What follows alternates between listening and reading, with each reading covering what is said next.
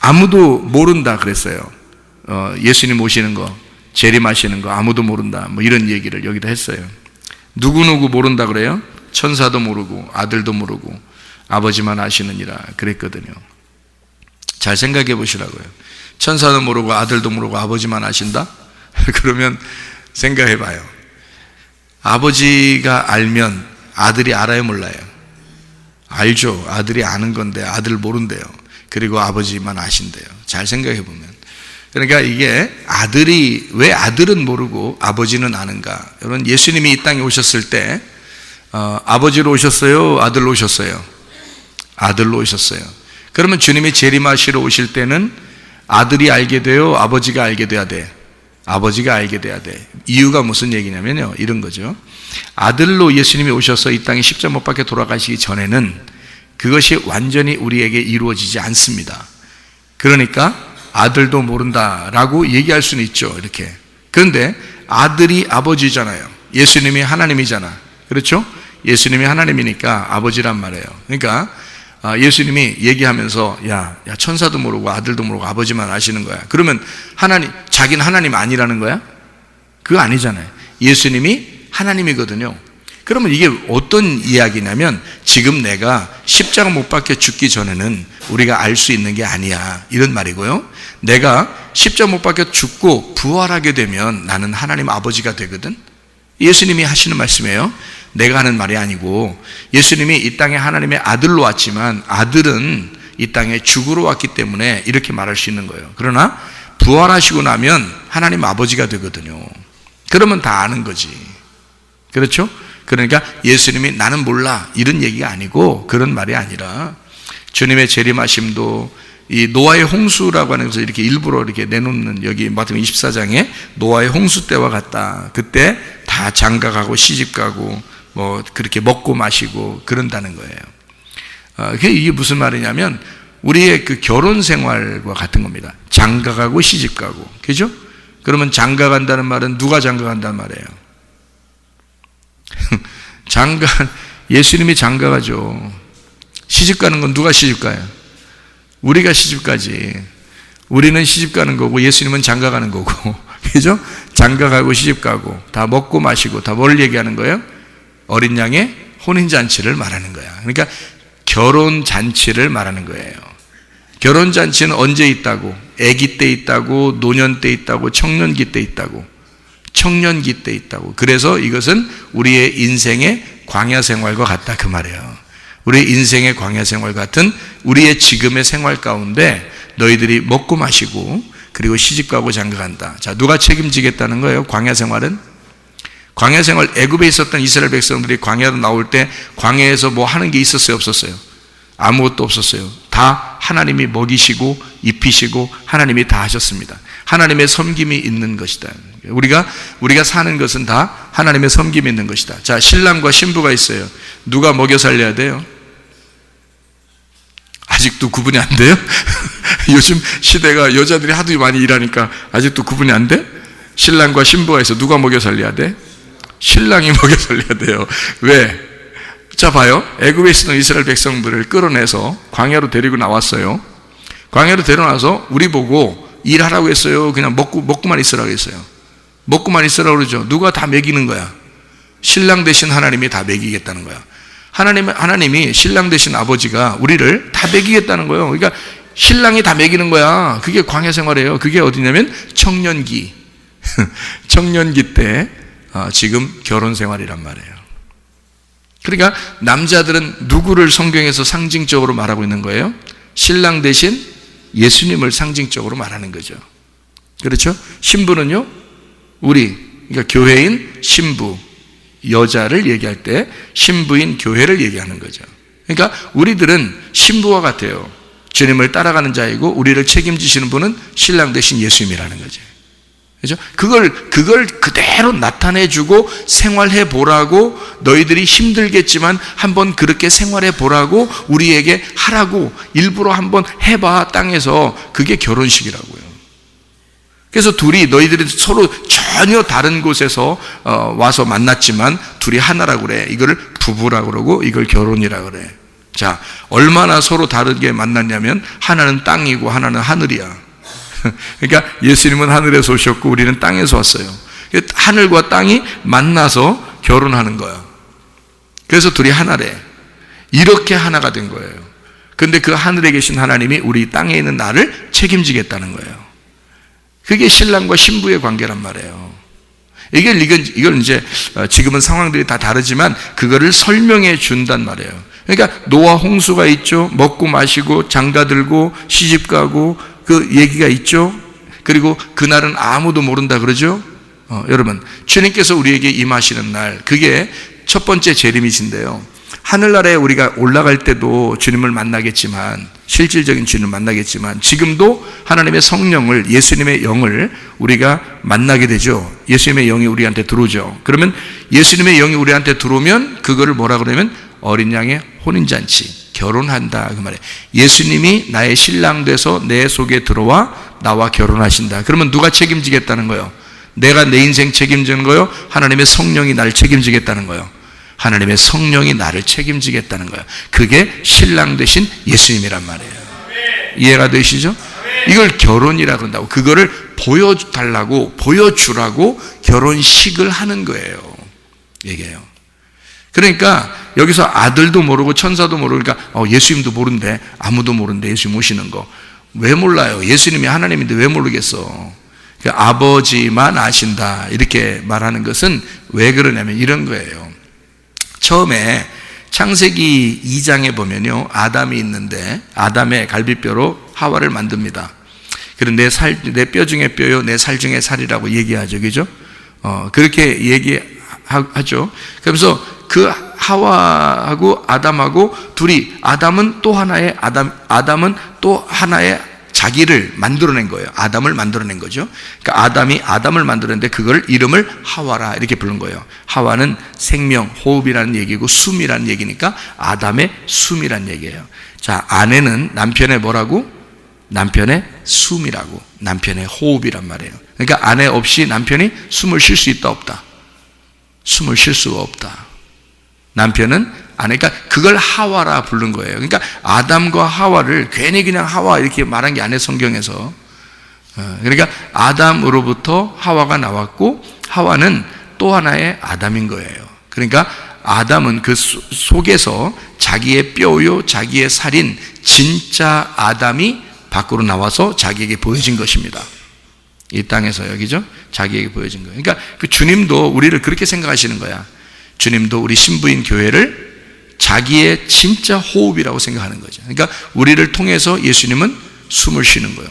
그러니까 신랑과 신부 중에서 신랑은 신부를 보면서 숨을 쉬는 거죠. 이게 숨을 쉬는 거지. 신부 없이는 뭐 숨도 못 쉬는 거야. 그게 결혼이라고 하는 거예요. 아름다운 거죠. 그러니까 이걸 뭐라 하냐면 둘이 하나인 거야. 그러니까 원래부터 하나인 거예요. 하나님은 원래 이걸 신랑 되신 예수님과 신부인 교회를 갖다가 이거를 갖다가 만들어서 그 속에서 나온 하나를 이게 만들어낸 거거든요.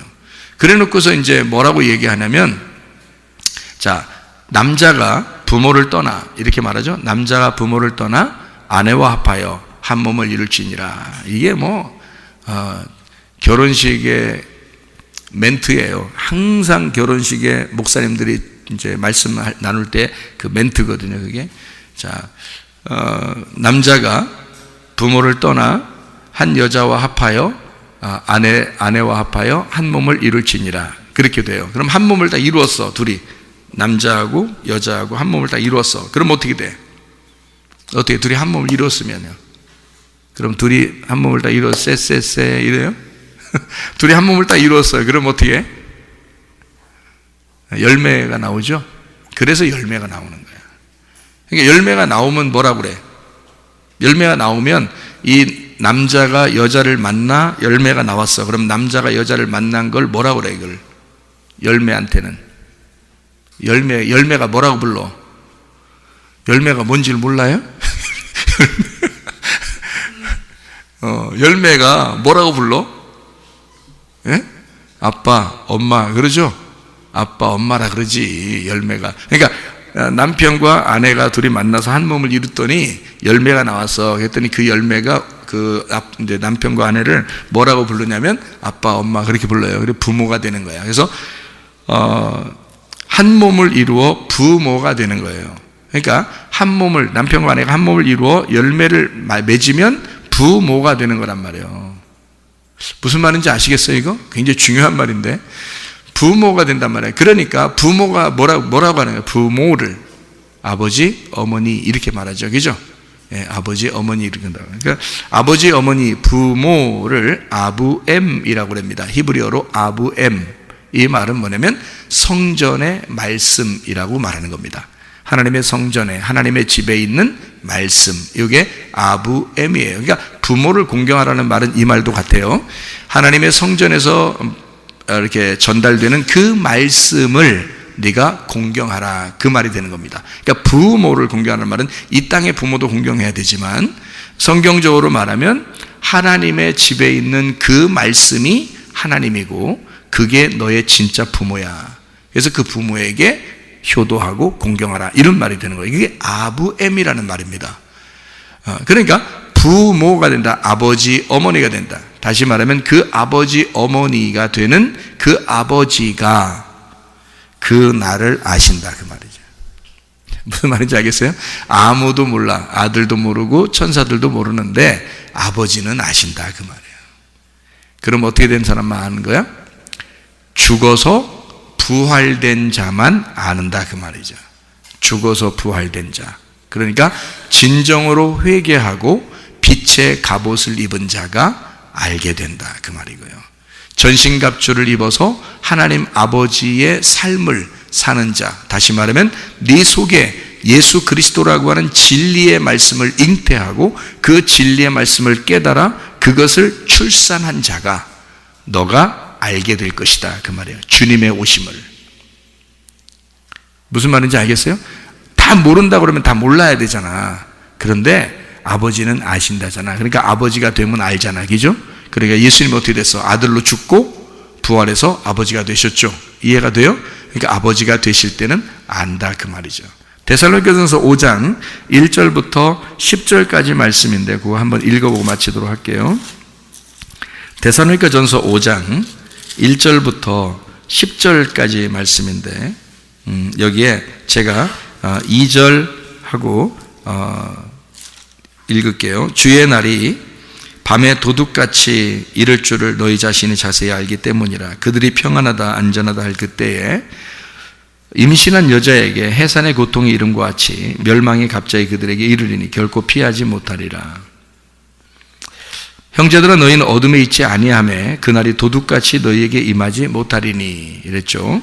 5절에 보니까 너희는 다 빛의 아들이요 낮의 아들이라. 우리가 밤이나 어둠에 속하지 아니하니 그러므로 우리는 다른 이들과 같이 자지 말고 오직 깨어 정신을 차려라, 이렇게 이야기했습니다. 무슨 말이냐면 우리한테는 도둑같이 임하지 않는데요. 왜요?